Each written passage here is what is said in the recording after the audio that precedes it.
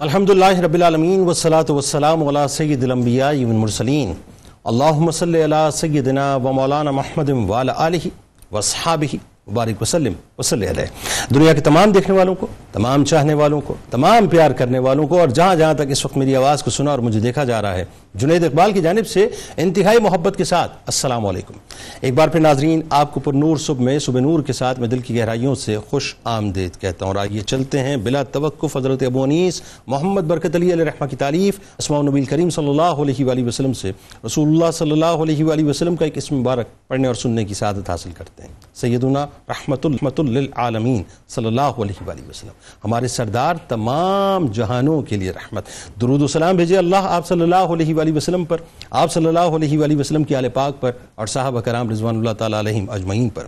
حضرت ابو ہریرہ رضی اللہ تعالیٰ عنہ سے مروی ہے کہ حضور نبی کریم صلی اللہ علیہ وسلم نے ارشاد فرمایا کہ میں اللہ تعالیٰ کی ایک ایسی رحمت ہوں جس کو اس نے مخلوق کو تحفے کے طور پر دیا ہے۔ میں مخلوق کے لیے اللہ تعالیٰ کا خاص تحفہ ہوں اور اس میں کوئی شک نہیں۔ ناظرین کرام، ہمارے ساتھ آج آپ رہیں گے، اور خاص طور پہ جو مقتدر حلقہ ہے اس کو تو آج ہمارے ساتھ رہنا چاہیے کیونکہ بارگاہ بہت عظیم ہے۔ حضرت سلطان محمود غزنوی رحمۃ اللہ علیہ کا آج انشاءاللہ تذکرہ پاک ہے۔ بات یہ ناظرین کہ آج اسلامی تاریخ کے اس عظیم سلطان کی بارگاہ میں چلتے ہیں جو بت شکن نبی کے بت شکن غلام تھے، جو میدان جہاد کے سپہ سالار بھی تھے، اسلامی فقہ اور علم و حدیث کے ماہر بھی تھے، تو قرآن کے پاروں کے حافظ بھی تھے۔ ایک بہادر، عاقل، عادل و سخی، رعایا پرور، دین کے پابند، غیر معمولی انتظامی صلاحیتوں کے مالک، ایک مثالی حکمران اور ایک تاریخ ساز شخصیت ہیں۔ سلطان دن کو لڑتے اور رات کو زیادہ تر وقت دعا اور سر بسجدہ ہو کر گزارتے تھے۔ سلطان نے اکثر فتوحات رات کو مسلح پر کھڑے ہو کر حاصل کی تھیں۔ ناظرین کرام، وہ جتنے بڑے فاتح اور جرنیل تھے اتنے ہی بڑے انسان بھی تھے اور انسان دوست بھی تھے۔ عشق رسول صلی اللہ علیہ وآلہ وسلم کی دستار پہنے اولیاء اور علماء کی صحبت میں رہنا پسند کرتے تھے۔ انہوں نے غزنی میں مساجد، مدارس، باغات کی تعمیر، غزنی کا کتاب خانہ، لائبریری جو دنیا میں معروف ترین لائبریری ہے، سلطان محمود غزنوی رحمۃ اللہ علیہ کے تمام کارنامے ہیں۔ علماء اور ادباء کے وہ انتہائی قدردان تھے۔ سلطان محمود غزنوی علیہ رحمہ وہ ہستی ہیں جن کے عدل و انصاف کی داستانوں کا حوالہ دشمن بھی دیتے ہیں۔ ناظرین، سلطان محمود غزنوی رحمۃ اللہ علیہ کے سارے حملے ہندو، اچھا یہ بات اس لیے کیٹیگوریکلی جو ہے سمجھنا ضروری ہے کہ لوگ یہ کہتے ہیں کہ وہ اوفینسو تھے، اوفینسو نہیں تھے، وہ ڈیفینسو تھے۔ سلطان محمود غزنوی علیہ رحمہ کے سارے حملے ہندو راجاؤں کی سازشوں اور بغاوتوں کی روک تھام کے لیے تھے۔ سلطان محمود غزنوی علیہ رحمہ تاریخ اسلامی کے وہ عظیم جرنیل ہیں جنہیں آج بھی ہندوستان میں سلطان محمود غزنوی کو، یعنی یوں سمجھ لیجئے کہ ہندوستان کی، چونکہ انہوں نے بہت بڑے بڑے کام کیے اور ہندوستان کے اندر بہت کارنامے انجام دیے، تو ہندوستان میں ان کو جو ہے منفی انداز سے دیکھا جاتا ہے، جس کی وضاحت آگے جا کے میں کرتا ہوں، ایک جابر، ایک ظالم کی حیثیت سے، ایک لٹیرے کی حیثیت سے۔ لیکن ناظرین، وہ اللہ کے ایسے ولی تھے اور اس کی وجوہات میں اب آپ کو سمجھاتا ہوں کہ کیوں ان کو اس طرح سے دیکھا جاتا ہے۔ سنیے ذرا کہ وجہ کیا تھی۔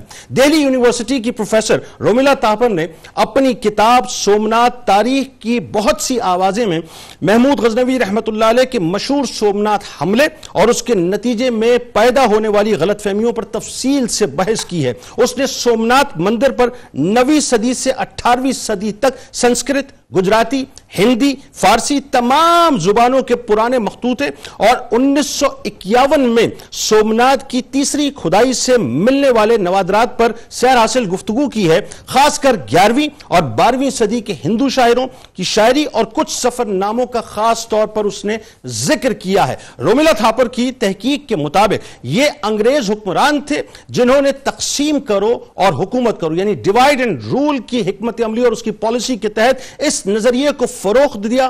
خاص طور پر 1857 کی جنگ آزادی کے بعد یہ ہندوؤں کے لیے مطلب ایک معاملہ تھا کہ ہندوؤں نے جو ہے اس معاملے کو پرووک کروایا انگریزوں کے ذریعے سے کہ کیسے کیسے ظلم سلطان محمود غزنوی رحمۃ اللہ علیہ نے ڈھائے۔ انہوں نے سومنات کو برباد کر دیا، جبکہ ہم، اب انگریز یہ کہتے ہیں، جبکہ ہم تمہاری عبادت گاہوں کی تعظیم کرتے ہیں۔ یہ ایک پالیسی تھی ناظرین انگریزوں کی۔ دنیا کی کسی بھی کتاب اور زبان میں وہ کہتی ہیں کہ 1857 سے پہلے محمود محمود غزنوی رحمۃ اللہ علیہ کا بطور لٹیرا ذکر نہیں ملتا۔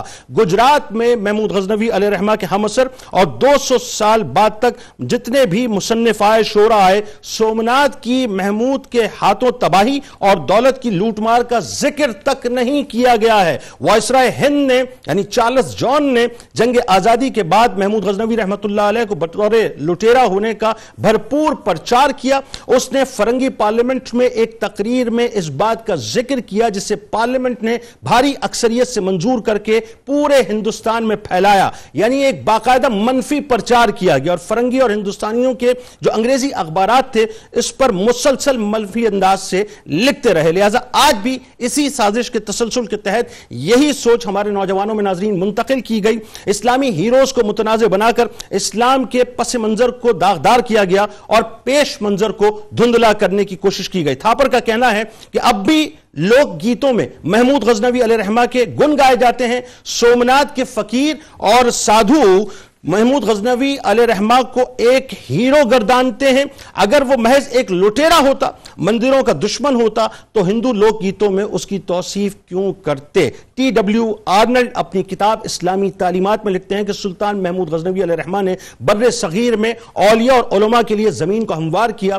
سلطان محمود غزنوی علیہ رحمہ کا ایک کردار ایسا ہے ناظرین کہ وہ ایک روادار مسلمان حکمران کی طرح ہیں، اور آج بنیادی طور پر انہی کی بارگاہ میں انشاءاللہ ہم ہدیہ عقیدت پیش کریں گے۔ 3 شخصیات ہمارے ساتھ موجود ہیں جو یقیناً کسی کی محتاج نہیں ہیں۔ پہلی شخصیت اسلامی نظریاتی کونسل کے ممبر ہیں ممتاز عالم دین جناب ڈاکٹر عمیر محمود صدیقی صاحب۔ دوسری شخصیت ممتاز عالم دین جناب علامہ اکرام حسین القادری صاحب۔ تیسری شخصیت اسسٹنٹ پروفیسر جامعہ کراچی ممتاز اسکالر جناب ڈاکٹر سید محبوب بخاری صاحب۔ آغاز کرتے ہیں مفتی صاحب آپ سے۔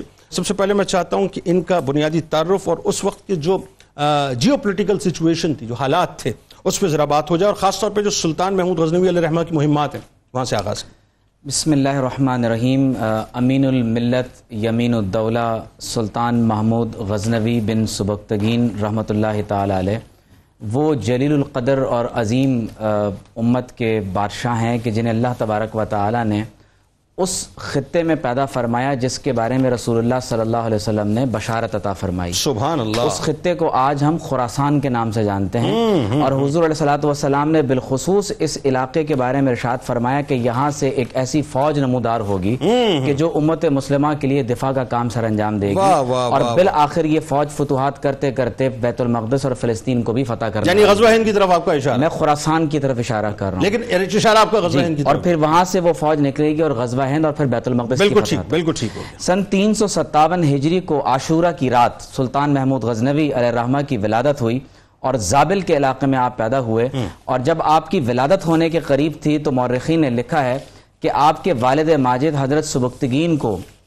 زیارت ہوتی ہے کہ ان کے روشن دان سے ایک ایسا درخت نمودار ہوتا ہے کہ وہ بڑھتے بڑھتے پوری دنیا کو اپنے سائے کے اندر لے لیتا ہے۔ واہ سبحان اللہ۔ تو اس وقت آپ کے والد ماجد کی جیسے ہی آنکھ کھلی تو ان کو خبر دی گئی کہ ان کے ہاں سلطان محمود غزنوی کی ولادت ہوئی ہے۔ سبحان اللہ۔ قابل توجہ بات یہ ہے کہ جب آپ کا وصال ہوا تو قیصر فیروز غزنی میں آپ کو سن 421 ہجری میں وصال کے بعد آپ کو دفن کیا گیا، اور اس دن بھی بارش ہو رہی تھی، اور آج جب ہم حضرت کے ذکر کو کر رہے ہیں تو آج بھی بارش ہو رہی ہے۔ تاتاری فتنے سے قبل اللہ تبارک و تعالی نے ہندوستان کی فتح کے لیے جس شخصیت کے ہاتھ اس خطے کو مسلمانوں کے لیے کھولا ہے وہ حضرت سلطان محمود غزنوی کی ذات اقدس ہے۔ آپ اندازہ کیجئے کہ لاہور جب حضرت سلطان محمود غزنوی کے ہاتھوں فتح ہوتا ہے تو یہی وہ دور ہے جس میں حضرت داتا گنج بخش رحمۃ اللہ علیہ کو اللہ تبارک و تعالی ہندوستان کے لوگوں کے دلوں کی تسخیر کے لیے لاہور میں بھیجتے ہیں۔ اچھا، آپ کے پاس آنا جانا بھی تھا نا، اور پھر اس کے بعد آپ کے صاحبزادے جو مسعود غزنوی ہیں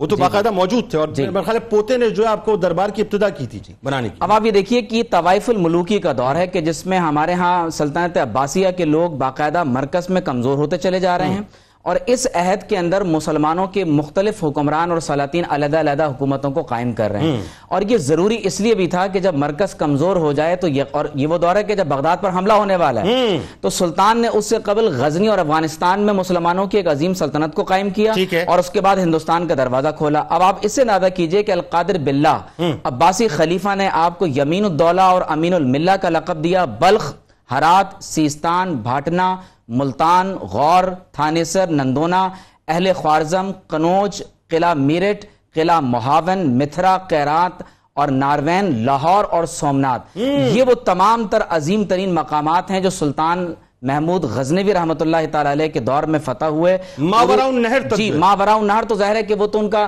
یعنی جو وسطی ایشیائی علاقے کی جو آپ بات کر رہے ہیں، ظاہر ہے کہ سلطان یہ پورا یعنی سلطان کی حکومت تو چین تک پھیلی ہوئی تھی. یعنی اس زمانے کے چین کی سرحدیں پورا افغانستان اور یہ ہندوستان، یہ پورا جو آپ بلوچستان اور افغانستان اور سندھ کا ملتان تک کا حصہ آپ دیکھ رہے ہیں، یہ تمام کا تمام سلطان محمود غزنوی علیہ الرحمہ کے دور مبارک میں فتح ہوا.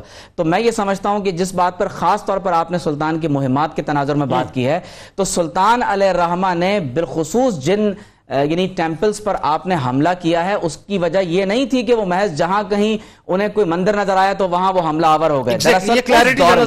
دراصل اس دور میں یہ ٹیمپلز اور یہ مندر باقاعدہ ایک معسکر، ایک فوجی ہیڈ کوارٹر کے طور پر بھی استعمال ہوتے تھے، اور یہ انٹرنیشنل ہیومینیٹیرین لا آج کے دور میں بھی بنا ہے. آج کے دور میں بھی قانون عالمی یہی کہتا ہے کہ اگر کسی جگہ کو باقاعدہ ایک فوجی معسکر کے طور پر استعمال کیا جاتا ہے تو پھر وہ ہدف میں شمار ہوتا ہے. اس میں قطع کلام کی معذرت، ایک اور چیز بڑی خاص ہے. آپ یہ دیکھیے کہ تقریباً 1 لاکھ کی اس کی فوج تھی، جس کے اندر جو ہیں کئی کمانڈرز ہندو تھے. کئی کمانڈرز ہندو تھے، بلکہ ایون مطلب غزنی کے اندر جو ہے وہ جو اس نے انٹرفیتھ ہارمونی کا جو تصور دیا تھا کہ ہر مندر جو ہے باقاعدہ پروٹیکٹڈ تھا اور تمام ہندوؤں کو جو ہے وہ آزادی تھی ان کی عبادت کے حوالے سے. دیکھیے یقیناً اگر سلطان تمام تر یعنی غیر مسلموں کی عبادت گاہوں کو ڈھا دیتے، ان کو جبراً مسلمان بناتے، تو آج ہندوستان کے اندر ہمیں یعنی اس قبیلے سے تعلق رکھنے والے افراد کا ہمیں وجود تک نہیں ملتا. سلطان کی ایک بہت خاص بات یہ ہے کہ اہل علم کی بہت قدر کیا کرتے تھے، اور ایک شخصیت کا نام میں ضرور لینا چاہوں گا، اور وہ مسلمانوں کے عظیم میتھمیٹیشین، فلاسفر، تھنکر، علم طب کے ماہر، جو ایک عظیم سائنسدان بھی ہیں، اب جن کو ہم البیرونی کے نام سے جانتے ہیں، وہ بھی سلطان کے ساتھ اس خطے میں آئے، اور انہوں نے سلطان کی وجہ سے ایک عظیم تحفہ پوری انسانیت کو دیا. آج اس کتاب کو ہم کتاب الہند کے نام سے جانتے ہیں. ایک جملہ مجھے ادا کرنے جی.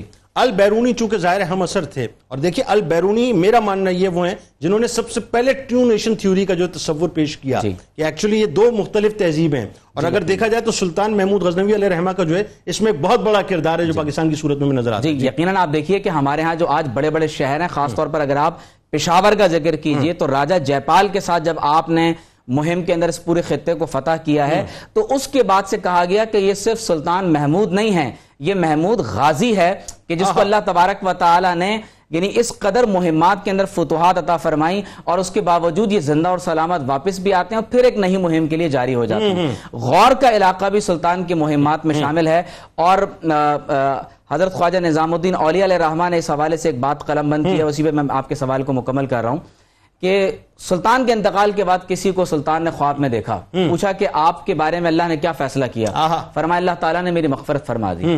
تو پوچھا سبب کیا ہے؟ کہا سبب یہ ہے کہ میں ایک مرتبہ جہاد کے موقع پر ایک بہت ویران اور پرانی مسجد کے اندر داخل ہوا تو میں نے دیکھا کہ اس کے اطراف میں قرآن مجید رکھے ہوئے ہیں، تو پوری رات میں اپنی ٹانگیں سمیٹ کر تھکاوٹ کے باوجود بیٹھ کر گزار دیتا ہوں، تو اللہ تعالیٰ نے قرآن مجید کے اس ادب کی وجہ سے میری مغفرت. اللہ بات آگے بڑھاتے ہیں. گھوڑوں اور ہاتھیوں کی پیٹھ کے اوپر پوری عمر گزار دی، مہمات کے اندر، جنگوں کے اندر جو ہے اپنے آپ کو لگا کے رکھا. اور آپ دیکھیے کہ یہ بڑی ایک خاص بات ہے جس پہ آگے جا کے ہم بات کرتے ہیں کہ یہ جو آپ کو بہت ہی پلین فیلڈ ملتی ہے دین اسلام کی تبلیغ کے حوالے سے آج بر صغیر پاک و ہند کے اندر، میرا اپنا پرسنل ماننا یہ ہے کہ محمود غزنوی علیہ الرحمہ نے اس فیلڈ کو پلین فیلڈ میں منتقل کیا. لیکن وہی بات ہے کہ آپ رحمۃ اللہ علیہ عشق مصطفیٰ صلی اللہ علیہ وآلہ وسلم کی ظاہر دستار اڑے ہوئے ہیں، اور پھر آپ کو زیارت بھی نصیب ہوتی ہے، پھر ایک درود لخی جو ہے وہ آپ کو خاص طور پہ عطا کیا جاتا ہے. میں چاہتا ہوں ذرا جو عشق سرکار، عشق اہل بیت آپ کے اندر جو رچا بسا ہوا تھا اس حوالے سے. بسم اللہ الرحمن الرحیم. حضرت یمین الدولہ سلطان محمود غزنوی رحمۃ اللہ تعالیٰ علیہ کا آج یہ ذکر خیر ہے، اور بلا شبہ ہر صاحب ایمان کے لیے جو حقیقی اس کی میراث ہے اور حقیقی اس کی جو وراثت ہے وہ خاص تعلق ہے جو اس کا تعلق اللہ اور اس کے رسول صلی اللہ علیہ وآلہ وسلم کے ساتھ ہوتا ہے. اور یہ جتنی بھی مہمات میں ہمیں یہ فتوحات نظر آتی ہیں، اس کے اندر ایک پوشیدہ ہاتھ اور ایک مبارک دست نظر آتا ہے، اور وہ دست مبارک نبی رحمت صلی اللہ علیہ وآلہ وسلم کی مدد اور نصرت کا ہے، کہ جو ایک خاص تعلق سلطان محمود غزنوی کو اللہ اور اس کے رسول صلی اللہ علیہ وسلم کے ساتھ تھا، یہی ان کی حقیقی طاقت تھی اور یہی ان کی حقیقی قوت تھی۔ ادب اور احترام کے حوالے سے سلطان محمود غزنوی رحمۃ اللہ تعالیٰ علیہ خود اپنے آپ کو اس مقام اور اس منصب پر رکھتے ہیں، اور اس کا ایک اشارہ قبلہ ڈاکٹر صاحب نے بھی فرما دیا کہ اللہ رب العزت کے کلام کا ادب اور احترام اتنا زیادہ، اور اس پر جو انعامات اور نوازشات ہیں کہ بخشش اور مغفرت کے مجدے عطا کیے جا رہے ہیں، تو آپ بتائیے کہ جو نبی رحمت صلی اللہ علیہ وسلم ہیں، جو کائنات کے تاجدار ہیں، جو محبوب خدا ہیں، ان کی عزت، ان کا ادب اور ان کا احترام حضرت سلطان محمود غزنوی کے لیے کتنا زیادہ ہوگا۔ یہ تو شعر سب نے ہی سن رکھا ہے کہ ایک ہی صف میں کھڑے ہو گئے محمود و ایاز، نہ کوئی بندہ رہا نہ بندہ نواز، اور یہ محمود و ایاز کے جو تذکرے آج بھی سنائی دے رہے ہیں، اس میں بھی وہ ادب اور احترام موجود ہے کہ اگر کبھی بے وضو ہیں تو پھر وہ ایاز کو اس کے اصل نام محمد کے ساتھ نہیں پکارتے، بلکہ آپ اس کو کلامی جو نام ہے اس کے ساتھ پکارتے ہوئے نظر آتے ہیں، اور وہ بھی اتنے زیادہ اپنے آقا اور اپنے بادشاہ کے ساتھ منسلک ہیں کہ وہ جان جاتے ہیں کہ اس وقت میرے آقا کو حاجت کس شے کی ہے، وہ فوراً وضو کے لیے پانی پیش کر دیتے ہیں کہ بے وضو وہ اپنی زبان پر نبی رحمت صلی اللہ علیہ وسلم کا نام لانا بھی گوارا نہیں کرتے۔ تو اس سے آپ اندازہ لگائیے کہ عشق رسول کی کس معراج پر محمود غزنوی موجود ہے۔ اچھا علامہ صاحب، قطع کلام کی معذرت کہ یہ جو آپ فرما رہے ہیں نا کہ بے وضو سرکار علیہ السلام کا نام نامی جو ہے وہ حضرت محمود غزنوی رحمۃ اللہ علیہ نہیں لیتے تھے، مجھے لگتا ہے شاید ایاز کو یہی ادا پسند آ گئی تھی کہ وہ جو ہیرو والا واقعہ ہے نا، جب آپ نے پھینکا لشکر میں تو پورا لشکر جو ہیرو کے پیچھے لگ گیا، تو پوچھا ایاز تم کیوں نہیں جاتے؟ فرمایا جن کو ہیرے چاہیے تھے وہ ہیرو کے پیچھے لگ گئے، اور جن کو ہیرو والا چاہیے وہ ہیرو والے کے پیچھے۔ بالکل یہی حقیقت ہے کہ وہ ایاز بھی جان چکا تھا کہ اس کا تعلق جو حضور نبی رحمت صلی اللہ علیہ وسلم کے ساتھ ہے وہ شاید کسی اور کو نہیں ہے، اور ایک اور موقع پر بھی یہ ذکر ہوا کہ ہیرے دیے اور وزراء کو کہا کہ توڑو، تو سب نے بہانے بنا کر جو ہے توڑنے سے احتراز کیا، اور جب میں ایاز سے کہا تو فوراً توڑ دیا، کہا انہوں نے نہیں توڑا تم نے کیوں توڑ دیا، کہیں تم کم عقل تو نہیں؟ تو کہا نہیں، اس ہیرے سے زیادہ قیمتی میرے لیے آپ کا حکم۔ تو جب یہ چیزیں سامنے آتی ہیں تو پھر وہ ایک تعلق کا خوبصورت معراج ہمیں نظر آتی ہے۔ جیسا کہ آپ نے خواب کے تذکرے کے حوالے سے بات کی ہے، میں یہاں حضور علیہ الصلوۃ والسلام کی بارگاہ سے جو انہیں 2 دفعہ زیارت کی جو کتابوں میں ملتی ہے، سبحان اللہ، بیان کیجیے۔ اعتبار تو یہی ہے کہ جو یہ 2 ہمارے سامنے آئے، اور نہ جانے کتنے مقامات ہوں گے جب حضور علیہ السلام نے خاص اپنی نگاہ رحمت ان کی جانب کی ہو۔ 3 چیزوں کے بارے میں یہ ہمیشہ پریشان رہتے تھے، اور ان کے ذہن میں بات کھٹکتی رہتی تھی کہ یار یہ 3 سوالوں کے جوابات مجھے مل جائیں تو مجھے تشفی ہو جائے گی۔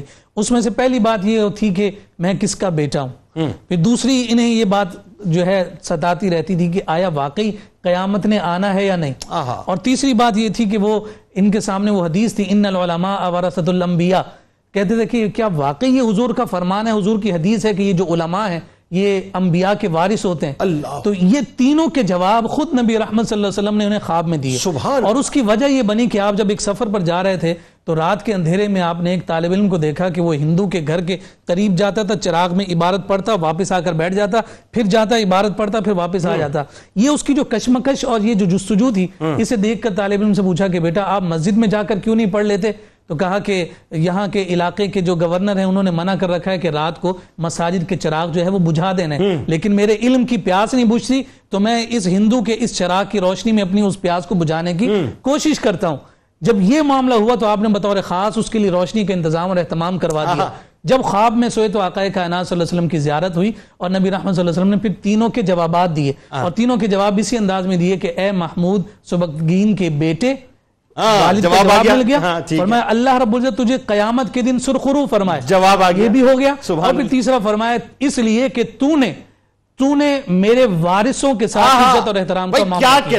ایک ہی جملے میں جوامع الکلم، سبحان اللہ، حضور نے فرمایا فضلت علی الانبیاء ب6، 6 چیزوں میں نبیوں پر مجھے فضیلت دی، انہی میں یہ جوامع کلم ہے۔ چند باتوں میں حضور نے تینوں جواب بھی دیے اور اپنی خاص عنایات بھی نازل فرما دی۔ اور پھر وہ جو درود لکھی والا آپ نے ذکر کیا ہے، دیکھیے یہ تو ہمارا عقیدہ اور ایمان ہے کہ جب کوئی صاحب ایمان حضور علیہ السلام پر اپنے دل کی گہرائیوں سے سلام بھیجتا ہے، اس میں جو کیفیت ہوتی ہے اسی کے مطابق اجر اور ثواب ہے۔ لیکن سلطان محمود غزنوی کا معمول ہے کہ دن میں 1,00,000 دفعہ درود پاک پڑھتے ہیں، اس میں ایک وقت صرف ہوتا تھا جس کی وجہ سے دیگر جو مشاغل اور مصروفیات تھے اس میں فرق آتا۔ حضور علیہ السلام خواب میں تشریف لائے، فرمایا کہ تمہارے جذبے بھی میرے سامنے ہیں اور تمہاری محبتیں بھی میرے سامنے ہیں، میں تمہیں ایک ایسے درود کی جانب اشارہ کر دیتا ہوں، پڑھو گے 1 دفعہ لیکن تمہیں 1,00,000 دفعہ درود پاک پڑھنے کا ثواب ملے گا۔ اسی وجہ سے اس درود پاک کو درود لکھی کہا جاتا ہے۔ ہے تو یہ کافی طویل، لیکن میں اختصاراً اس کا تھوڑا سا جزئی عرض کر دیتا ہوں. اللہم صلی وسلم علی سیدنا و مولانا محمد وعلی آل سیدنا و مولانا محمد بعدد رحمت اللہ. پھر وہی پوری عبارت ہوتی ہے، پھر ہے بعدد فضل اللہ، بعدد خلق اللہ، بعدد علم اللہ، بعدد کلمات اللہ، بعدد کرم اللہ، بعدد کلام اللہ، بعدد قطرات الامطار، اوراق الاشجار، رمل القفار، ما خلق فی البحار، الحبوب والثمار، اللیل والنہار. اور یہ پوری ایک تفصیل، ایک یوں سمجھے لڑی میں پروئے ہوئے الفاظ جو حضور علیہ السلام نے خواب میں تحفے کے طور پر عطا کی اور آج بھی درود لکی کے طور پر ہمارے سامنے موجود. اور اس کا مطلب یہ ہوگا اگر درود لکی ہم پڑھیں تو ہم لکی ہو جائیں گے انشاءاللہ. بات یہ ہمیں پڑھ لینا چاہیے. ڈاکٹر صاحب آگے بات بڑھاتے ہیں. ایک طرف تو آپ سرکار علیہ السلام کی عشق کی دستار پہنے ہوئے اور دوسری طرف آپ اولیاء کرام کی محبت کا عصا تھامے ہوئے اور اس راستے پہ چلتے ہیں جس راستے پہ اولیاء کرام آپ کو چلا رہے ہیں. خاص طور پہ ویسے تو ظاہر داتا صاحب سے بھی آپ کو بڑا شغف، لیکن ابو الحسن خرقانی رحمۃ اللہ علیہ سے جو آپ کا تعلق تھا، پھر وہ جو ایک ملاقات ہے جس میں بڑی نصیحتیں ہیں، اور پھر اس کے بعد وہ جو سومناتھ کے مندر کی فتح کا جو منظر نامہ ہے وہ آپ نے ذرا بیان کرنا ہے. بسم اللہ الرحمن الرحیم. دیکھیں، سب سے پہلی اور بنیادی بات یہ ہے کہ حضرت سلطان محمود غزنوی رحمۃ اللہ تعالی علیہ سے اسلام کا وہ خوبصورت باب کا آغاز ہوتا ہے جس میں نان عرب یعنی نان عرب نے کس طرح اسلام کی خدمت کی، اس کا آغاز یہاں سے ہوتا ہے. اور دوسری بات جس کے اوپر ہمیں توجہ رکھنی چاہیے وہ یہ کہ 711 عیسوی میں جب محمد بن قاسم رحمۃ اللہ تعالی علیہ نے یہاں پر اسلام کی دعوت کا کام کا آغاز کیا اور مسلمان آئے، تو انٹرمیڈیٹری جو موومنٹس رہے ان ویوز میں حضرت سلطان محمود غزنوی رحمۃ اللہ تعالی علیہ کہ تمام کارنامے مسلمانوں کے لیے تاریخ کا حصہ ہیں، اور اسی سے اسلام کی رونق ہمیں نظر آتی ہے. یعنی محمد بن قاسم علیہ رحمہ کوسٹل مکران سے آئے سندھ، مطلب یہ ایریا، اور پھر اس کے بعد آپ کی جو ایکسپینشنز ہیں وہ تھرو آؤٹ ہندوستان تک. اور چونکہ سب کانٹیننٹ بنیادی طور پر سینٹرل ایشیا کے انفلوئنس میں رہا، لہٰذا ہمیشہ اس طرح کے معاملات رہے جو کہ سب کانٹیننٹ کو اس میں دیکھنا. تو اسلام کی پریزنس حضرت سلطان محمود غزنوی رحمۃ اللہ تعالی علیہ کے ساتھ دیکھی جانی چاہیے. پھر اس کی ایک یعنی جیسے کہ حضرت نے بھی فرمایا حضور اکرم صلی اللہ تعالی علیہ وسلم سے محبت، اور جہاں حضور کی محبت ہو یعنی شریعت کی اطاعت ہو وہاں پر اولیاء کی محبت بھی ضروری ہوتی ہے. اور اس کی عقیدت کا اندازہ جنید بھائی آپ اس بات سے لگائیے کہ ایک بار آپ اپنے سیاسی مقاصد کے لیے تشریف لائے اور ملاقات چاہی، لیکن آپ نے یہ کہا کہ ان بزرگوں کی سے ملاقات اس وقت ہونی چاہیے جب خاص ارادے کے ساتھ آئے. چنانچہ آپ واپس غزنی گئے اور واپس خاص طور پر ان بزرگوں سے ملاقات کرنے کے لیے خرقان تشریف لائے. اور پھر آپ یہ دیکھیے کہ اہل اقتدار اور وہ لوگ جو کہ دلوں پر حکمرانی کرتے ہیں صوفیاء، ان دونوں کے کس دنیا کو ریپریزنٹ کرتے ہیں، اس بات کو چیک کرنے کے لیے حضرت محمود غزنوی رحمۃ اللہ تعالی علیہ نے اپنا پیغامبر بھجوایا کہ آپ، میں اتنی دور سے آیا ہوں تو آپ بھی ذرا باہر تشریف لائیے. تو آپ نے فرمایا کہ آپ تو اولی الامر کے تناظر کے اندر مجھ سے چاہتے ہیں کہ میں باہر آؤں، میں تو ابھی اللہ اور اس کے رسول کی اطاعت کے اندر اتنا مستغرق ہوں کہ اولی الامر کی طرف میں توجہ نہیں دے سکتا. اب آپ اس سے آگے آئیے، جب آپ نے ان کی شان کو ریکگنائز کر دیا کہ یہ دنیا دار نہیں ہیں، یہ جاہ طلب نہیں ہیں، یہ پیسے کو سمیٹنے والے نہیں ہیں، تو پھر آپ کی بارگاہ میں وہ سرنگو ان معنوں میں ہو گئے کہ آپ نے کہا کہ حضرت آپ میرے لیے نصیحت فرمائیے. تو نصیحت کیا کی گئی؟ بہت خوبصورت نصیحت. پہلی بات آپ نے فرمائی پرہیزگاری. دیکھیے، اور یہ آج کے حکمرانوں کو سیکھنے کی ضرورت ہے کہ حضرت یعنی ابو الحسن خرقانی رحمۃ اللہ تعالی علیہ فرما رہے ہیں پرہیزگاری یعنی حکمرانوں کے لیے پرہیزگاری. دوسری فرمایا نماز با جماعت، یعنی آرٹیکل 62 اور 63 پہ جو ہے مکمل طور پہ عمل ہونا چاہیے، یعنی نماز با جماعت. نمبر 3 کیا ہو گیا؟ نمبر 3 ہے سخاوت، اور اس بات کی ہمیں بہت بہت کمی محسوس ہوتی ہے ہر جگہ پر. اور چوتھی شفقت. آپ دیکھیے کہ حکمران اگر اپنے یعنی اپنے زیر لوگوں کو کے اوپر شفقت نہیں کریں گے تو معاملہ دنیا کا نہیں چلے گا. پھر فرمایا کہ کائنڈلی آپ میرے لیے دعا فرمائیے. تو آپ نے دعا جنرل فرمائی، تو آپ نے فرمایا نہیں خاص میرے لیے. اس سے بھی آپ کی عقیدت کا احساس ہوتا ہے. اور کیا عقیدت یعنی کیا خاص دعا فرمائی؟ اللہ تعالیٰ تیری عاقبت کو محمود فرمائے، یعنی آپ کی عاقبت سنور جائے، یہ ان بزرگوں کی دعا تھی۔ پھر جب جانے لگے تو جانے سے پہلے فرمایا کہ اپنی یادگار ہی ہمیں دے دیجیے، تو حضرت نے اپنا خرقہ، اپنا جبہ عطا فرمایا۔ اب جو خوبصورت بات، سومنات کی منزل، اب آئیے سومنات، اب یہ زمانہ ہے 1025 عیسوی کا۔ اس 1025 عیسوی میں جب آپ نے دیکھا کہ دشمن کا غلبہ ہو رہا ہے میدان کے اندر، تو آپ نے اسی خرقے کو جسے آپ نے نہایت محبت، عقیدت اور حفاظت سے رکھا ہوا تھا، آپ باہر لاتے ہیں، سجدہ ریز ہوتے ہیں اللہ رب العزت کی بارگاہ میں اور دعا کرتے ہیں کہ اللہ تعالیٰ اس خرقے کے مالک یعنی حضرت ابو الحسن خرقانی رحمت اللہ تعالیٰ علیہ، جنہوں نے مجھے نصیحت بھی کی، پرہیزگاری کی، ان کے طفیل ہمیں دشمنوں پر غلبہ عطا فرما۔ اور پھر فرمایا کہ جو کچھ میں یہاں سے لوں گا اسے غربا، یتامہ اور مساکین کے اندر تقسیم کروں گا۔ چنانچہ اس طرح اللہ رب العزت کی یعنی اللہ رب العزت نے دعا قبول فرمائی، اور مورخین نے لکھا کہ ایک بادل آیا، وہ اس قدر یعنی گرجا کہ ایک لحاظ سے ہیرسمنٹ ہو گئی کس کی، جو کہ دشمن تھا، اور وہ آپس میں لڑنے لگ پڑا، چنانچہ آپ کو کامیابی ہوئی۔ گجرات میں کاٹھیا واڑ میں یہ سومنات کا جی مندر ہے نا؟ یہ گجرات جو پریزنٹ ڈے گجرات ہے انڈیا کا، اور کاٹھیا واڑ یہ وہاں پر اس دریا کے کنارے، ایگزیکٹلی ٹھیک ہے۔ اور یہ وہی بات ہے، سازشوں کا ہیڈ کوارٹر بنا ہوا تھا، تمام جتنے بھی راجے تھے ہندوستان کے جمع ہوئے تھے۔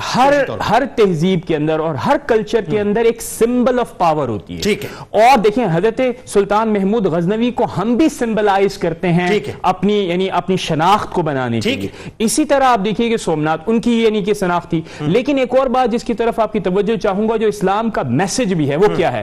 آپ اس رات یعنی حضرت ابو الحسن خرقانی رحمت اللہ تعالیٰ علیہ حضرت کے خواب میں آتے ہیں اور آپ فرماتے ہیں کہ میرے خلقے کی آبرو ریزی ہوئی۔ کیسے ہوئی؟ آپ نے فرمایا کہ اگر آپ یہ دعا کرتے کہ وہ تمام نان مسلمز اسلام کو قبول کر لیتے تو اسلام بھی وہ قبول کر لیتے۔ اب آپ جنید بھائی جو خاص بات ہے جس کے اوپر آپ کو توجہ دینی چاہیے وہ کیا ہے؟ فتوحات ذریعہ ہوتے ہیں اسلام کی دعوت کا، اور ابو الحسن خرقانی رحمت اللہ تعالیٰ نے جو اسلام کی روح کا پیغام دیا وہ یہ دیا کہ اصل میں انسان کی کامیابی یہ ہے کہ وہ اسلام کو قبول کرے، اور دیگر جو مسائل ہوتے ہیں اور کمپینز ہوتی ہیں وہ بیسک ایک ذریعے کے طور پر آتی ہیں۔ لہٰذا اگر آپ یہ دعا کرتے تو لوگوں کا حال اور لوگوں کی عاقبت اللہ یعنی بات یہ دونوں مزاج ہیں، ظاہر دونوں اپنی جگہ مزاج ہیں، لیکن کمال یہ کہ مجھے تو مولا کائنات کو ادا کیے ان جملوں کا مفہوم یاد آ گیا۔ سرکار علیہ السلام نے خیبر کے موقع فرمایا تھا کہ جا کے پہلے دعوت دینا، کیونکہ یہ اس سے بہتر ہے کہ 100 اونٹ جو ہیں، اگر ایک شخص جو ہے وہ ایمان لائے، وہ اس سے بہتر ہے کہ 100 اونٹ جو ملے۔ بہرحال بہت کمال بات ہے۔ ناظرین ہمارے ساتھ رہیں، اور ظاہر ہے ابھی گفتگو تو ہو رہی ہے، کیونکہ ایک ایلیگیشن جو 1857 کے بعد، جیسے کہ میں نے آپ کو بتایا کہ معاذ اللہ مطلب ایک لٹیرے کے طور پہ آپ کو پیش کیا جاتا ہے، اور آج 5th جنریشن وارفیئر میں ہماری نئی نسل کو بھی جو ہے یہی بات بتائی جاتی ہے کہ سلطان محمود غزنوی رحمۃ اللہ علیہ تو صرف مال کے لیے آئے تھے، دولت کے لیے آئے تھے، لوٹنے کے لیے آئے تھے، معاذ اللہ۔ یہ کنسیپٹ تو ناظرین میں نے ابتدا میں کلیئر کر دیا کہ ایسی کوئی بات نہیں تھی، لیکن اس میں مزید بات کریں گے۔ آئیے سرکار علیہ السلام کو چونکہ تذکرہ پاک ہے، درود پاک آپ کی بارگاہ میں پیش کرتے ہیں، اور جب لوٹیں گے تو آپ کو بتائیں گے کہ ہندوستان کو کیسے آپ نے تبلیغ دین کے حوالے سے ایک پلین فیلڈ بنایا۔ درود پاک۔ اللہم صلی علی سیدنا و مولانا محمد وعلى سيدنا علي وسيدتنا فاطمة وسيدتنا زينب وسيدنا حسن وسيدنا حسين وعلى آله وصحبه وبارك وسلم وبارك علي وسيدتنا فاطمة وسيدتنا زينب وسيدنا حسن وسيدنا حسين وعلى آله وصحبه وبارك وسلم وبارك۔ ایک بار پھر ناظرین میں آپ کو خوش آمدید کہتا ہوں۔ حضرت سلطان محمود غزنوی علیہ رحمہ کا تذکرہ پاک ہے، اور ناظرین یہ وہ ہستی ہیں جن کے بارے میں کلیئرٹی آنا بہت ضروری ہے کہ آج نوجوان نسل کو جو ظاہر ہے، چونکہ سوشل میڈیا پہ مختلف قسم کے کلپس، مختلف قسم کی خبریں، اور وہی بات ہے کہ وہ جو ایک خاص سازش انگریز نے اس خطے کے اندر جس کا بیج بویا تھا کہ جی سلطان محمود غزنوی علیہ رحمہ کو جو ہے وہ ایک جابر ظالم حکمران کے طور پہ پیش کیا جائے. آج بھی وہ تمام ڈیبیٹس جو ہیں وہ ہمارے یہاں جاری و ساری ہیں، لیکن ایک کلیئرٹی اب آپ کو مزید دیتے ہیں اس حوالے سے کہ مفتی صاحب سے پوچھتے ہیں کہ سلطان کے ظاہر حملوں نے ایک تو یہ بتائی کہ کس طرح اسلامی تعلیمات کا خیال رکھا. یہ بہت ضروری ہے مفتی صاحب، کیونکہ یہ جو پرسیپشن جنریٹ کیا جاتا ہے کہ مندروں کو ڈھا دیا اور قتل عام کیا، ظلم کیا، جبر کیا، اور پھر مقصد صرف مال بٹورنا تھا.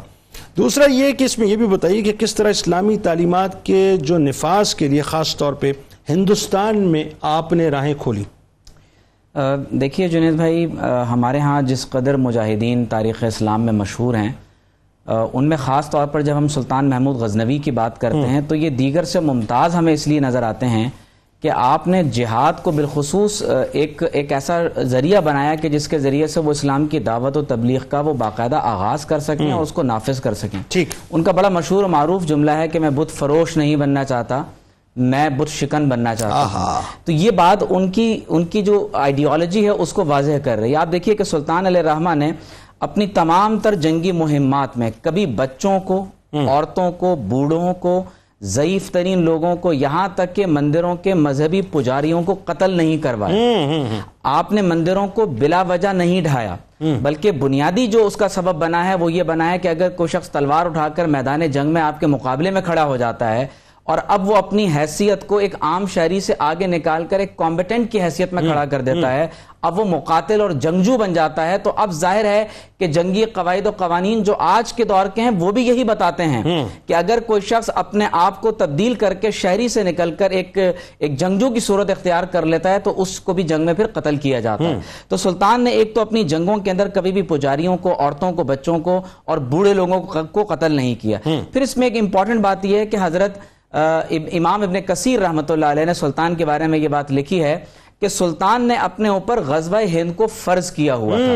یہ جو بار بار انہوں نے 17 مرتبہ کہا جاتا ہے کہ سومنات پر حملہ کیا یا بار بار ہندوستان پر وہ اپنی جنگی مہمات کے سلسلے میں آتے رہے، ایک تو پیش نظر ان کے غزوہ ہند ہے، دوسرا ان کے پیش نظر اسلام کی دعوت و تبلیغ ہے، اور تیسری بنیادی بات جو سب سے اہم ہے وہ یہ ہے کہ آپ یہ چاہتے تھے کہ اس مال غنیمت کے ذریعے سے پوری مسلم دنیا کو اور خاص طور پر جو عوام کی جو حالت ابتر ہوتی چلی جا رہی ہے ان کو اس یعنی معاشی بحران سے نکال کر ایک بہتر صورتحال میں کھڑا کیا جائے. اچھا ایک بات قطع کلام کی موضوع، اس میں یہ جو بات آپ فرما رہے ہیں آپ یہ دیکھیے کہ انہوں نے غزنی کے اندر یا دیگر علاقوں میں جو نظام قائم کیا حکمرانی کا، عدل کا، انصاف کا، کیسا نظام تھا کہ ڈور اسٹیپ کے اوپر عدل پہنچتا تھا. اس سے بہتر طرز حکمرانی. دیکھیے جنید بھائی، اس عدل کی سب سے بڑی مثال یہ ہے کہ ایک مرتبہ ایک شخص بھیس بدل کر بادشاہ کے دربار میں آیا اور کہا کہ میں مسئلہ ایسا ہے کہ وہ صرف سلطان کو ہی بتا سکتا ہوں. ٹھیک ہے. جب سلطان کے قریب آیا تو کہا کہ آپ کے علاقے کا ایک شخص جو جس کو آپ نے والی مقرر کیا ہے وہ میرے گھر میں آتا ہے، میری عزت کو پامال کرتا ہے اور مجھے مار پیٹ کر باہر نکال دیتا ہے.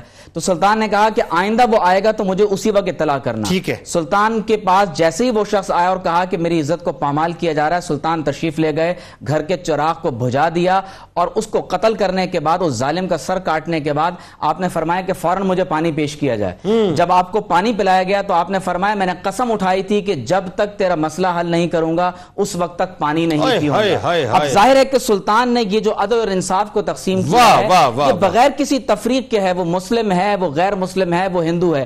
پھر آپ یہ دیکھیے کہ جب ہندوستان میں شدھی تحریک چلتی ہے، آج کل گھر واپسی کی تحریک چل رہی ہے، سلطان نے اس قدر غالب ہونے کے باوجود ہندوؤں پر جبر کرتے ہوئے ان کو دار اسلام میں داخل نہیں کیا.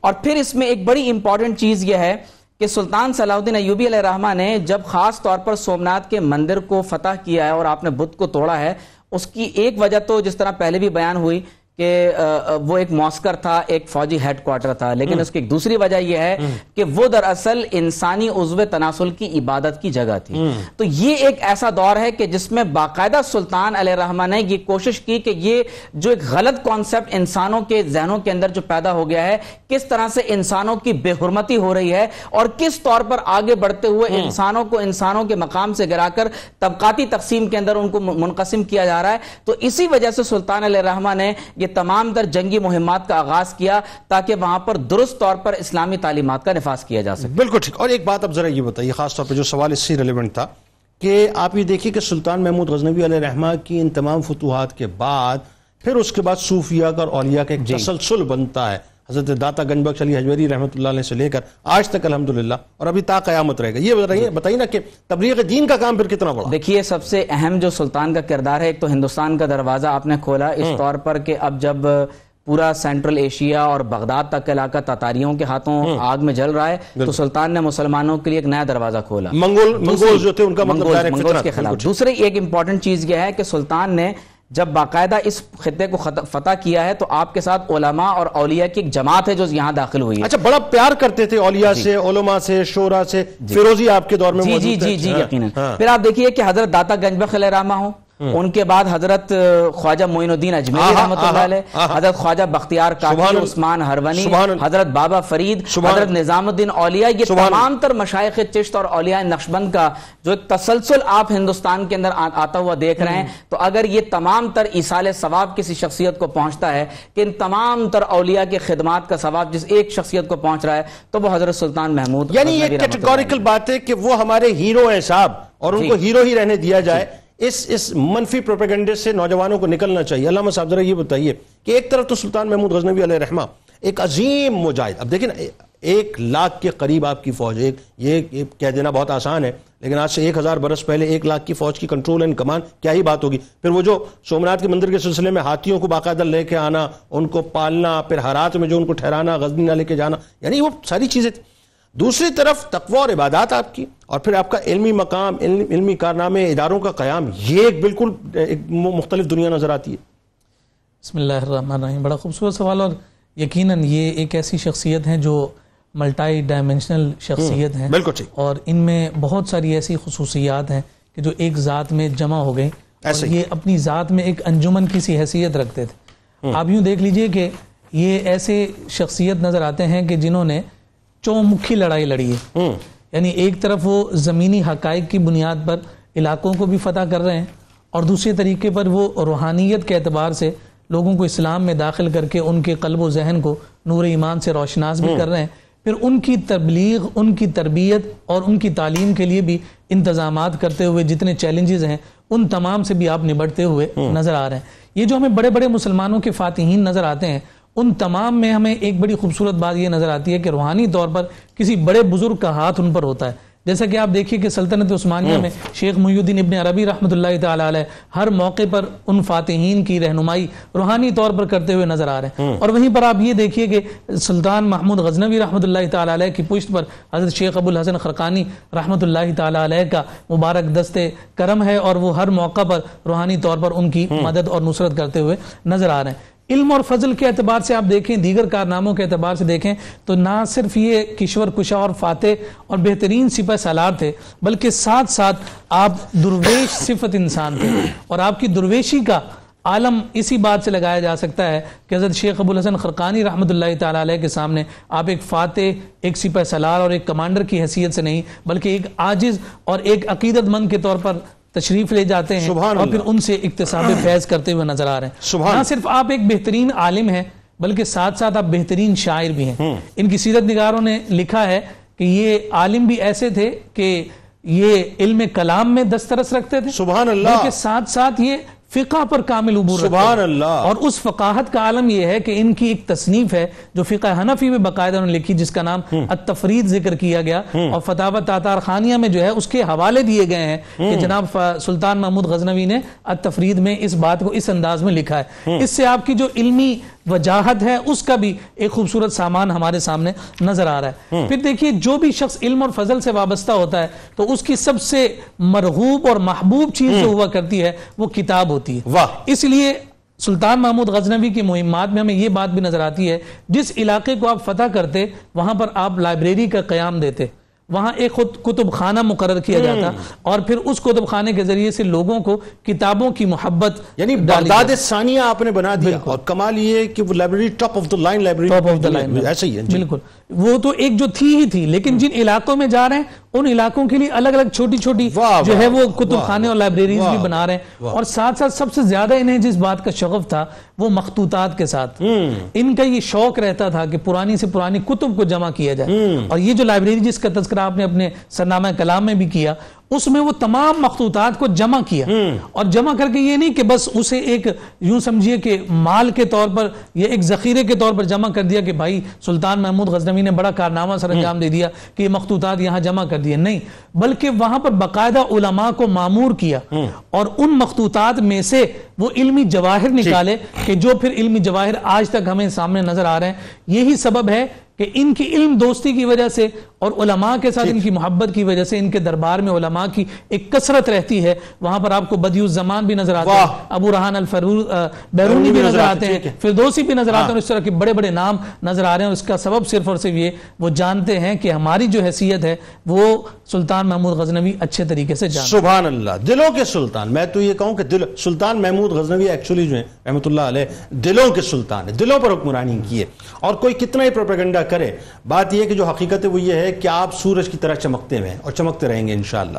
اچھا، اب وہی بات ہے، یہ چمک نظر آئی 1000 سال بعد بھی، اللہ تعالیٰ تو دکھاتا ہے نا۔ دیکھیں آج اس دور میں یہ 5th جنریشن وار تو اب بپا ہوئی ہے نا کچھ عرصے پہلے، لیکن وہی بات ہے کہ پچھلی صدی کے اندر جو ہے، کیونکہ یہ قدرت کی ظاہر ہے، قدرت کے سامنے تو سب واضح یہ ہونا تھا، تو اللہ تبارک و تعالیٰ نے سلطان محمود غزنوی علیہ رحمہ کی جو ہے وہ جسد مبارک کو دکھا دیا دنیا کو کہ دیکھ لو میرا پیارا کیسا ہے، جو میرے پیارے کے پیارے سے پیار کرتا ہے وہ پھر کیسا پیارا ہے۔